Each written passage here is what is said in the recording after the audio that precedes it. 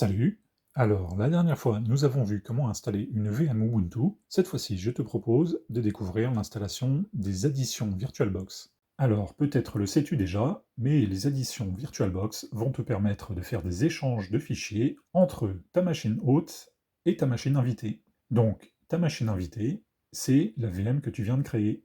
Ces échanges de fichiers vont pouvoir être faits par glisser-déposer, par copier-coller, ou encore en créant un dossier commun aux deux systèmes.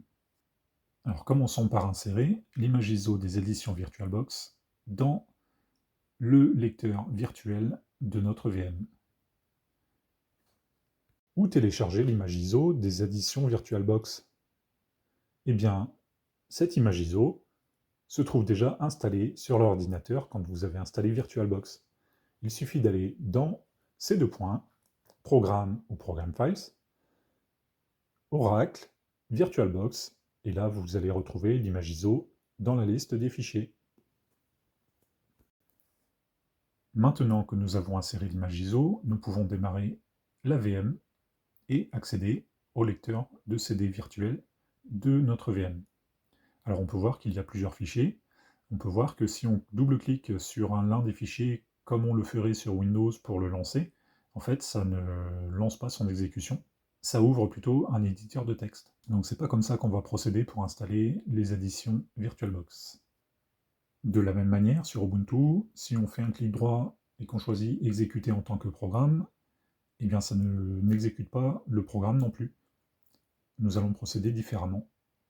Alors, pour installer les additions VirtualBox, on va donc faire un clic droit, ouvrir dans un terminal, on va taper ls-al pour obtenir la liste des fichiers, et sudo /vbox linuxaddition.run. On va saisir le mot de passe de l'utilisateur, et l'installation va être réalisée. Alors durant l'installation, on peut voir qu'il y a des perturbations de l'affichage. C'est parce qu'il y a un travail qui est fait au niveau des pilotes de carte graphique. Et donc, tout ceci doit rentrer dans l'ordre normalement après un redémarrage de la machine virtuelle. Donc, on redémarre la machine virtuelle, et je dis on redémarre la machine virtuelle et non pas la machine VirtualBox.